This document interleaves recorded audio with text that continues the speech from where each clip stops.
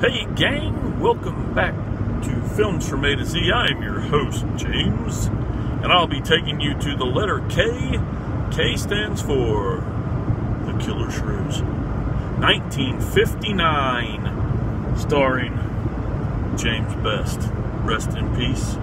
If you don't know James Best from anything, you will know him from The Dukes of Hazzard. He was Sheriff Roscoe P. Train. I got to admit, I was a fan of the TV show. I've watched the TV show on and off over the years as well. But seeing him in a leading role where he is a badass is a little different. It is a little different. But he did have the chops, man. He acted it as good as he could in this film. And there was no disappointments. So, alright, we got The Killer Shrews. Cult film, not very good, but at the same time good. Yes, it's one of those so bad it's good films, which I don't like to say that term a lot.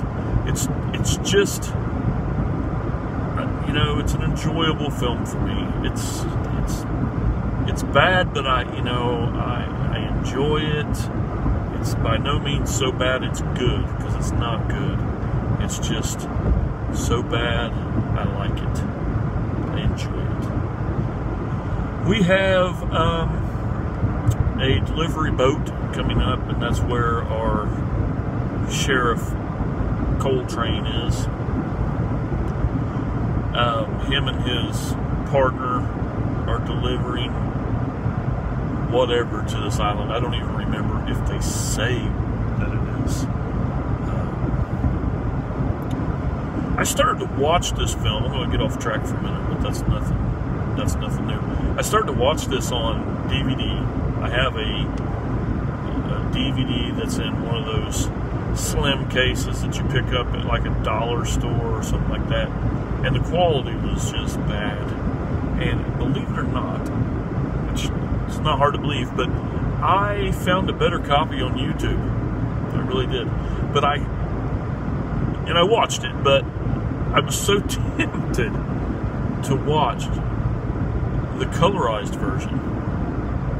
But after I watched the black and white version, I would have always watched that first, but let me see what the colorized version is. And then, you know what? I just didn't do it. I didn't want to taint it. I had bad experiences with Night of the Living Dead and It's a Wonderful Life, so I thought, it's supposed to be black and white. It's black and white.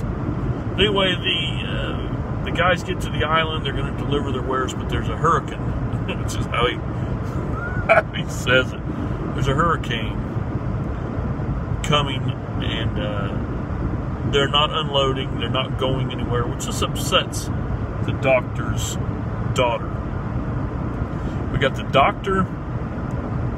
doctor's daughter, her fiance, and then another person that's typing all the time. I'm sure he was some kind of doctor of some sort. But we get in there and we find out it's one of those films where I thought they were going to try to hide this and not let anybody know what was going on. But they didn't. They came out, well, he might as well know. They were doing gene splicing, or whatever they called it, in the film.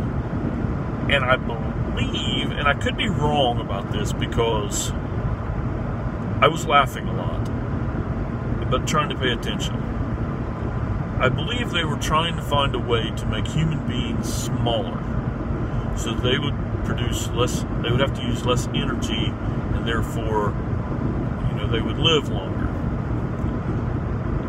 They were practicing it on, I can't remember, were they practicing it on rats and the shrews got her? Were they practicing on shrews?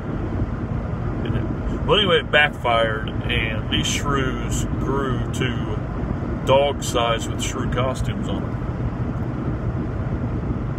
And they became evil and killer shrews, and they were attacking and killing people. They killed the assistant on the boat, and then they started going, after everybody else. They were eating through walls. I think I'm pretty sure the thumbnail I used for this video is one of them actually eating the, looked like plaster instead of drywall. Plus it was an older film.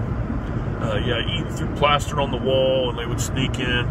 They would shove dressers up against the walls and stuff like that. And the one thing that kind of got to me, and I might have missed this exchange somewhere, but it seemed like every time they fired a gun, it was like, you used all the ammo, but then they had more guns.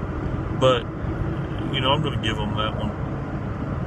Overall, the film, I wish I got to see a really good copy of it, but the film itself was shot really well. The dialogue was good.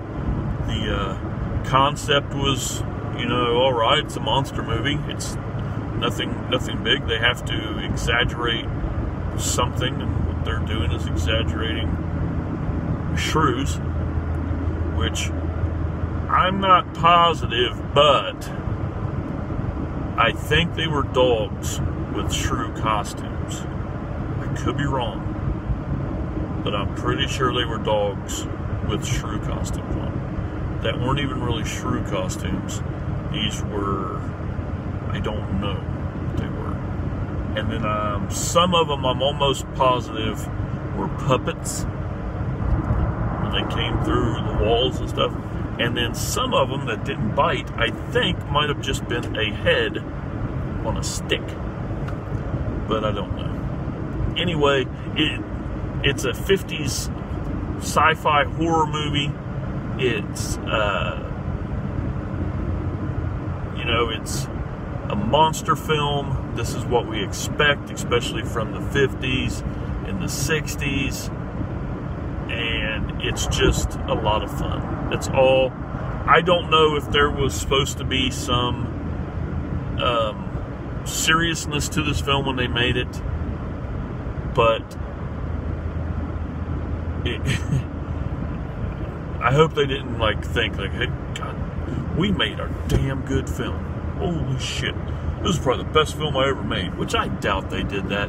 But the film overall, like I said, is fun. I enjoyed it. That's all that counts.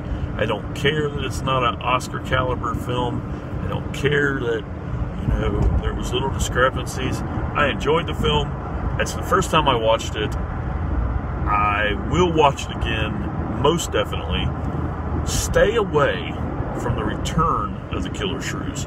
I found it also on YouTube, and I watched a little bit and just kept skipping a little bit forward to see, why they returned or whatever. I never got the gist of why they returned, but it's just a bunch of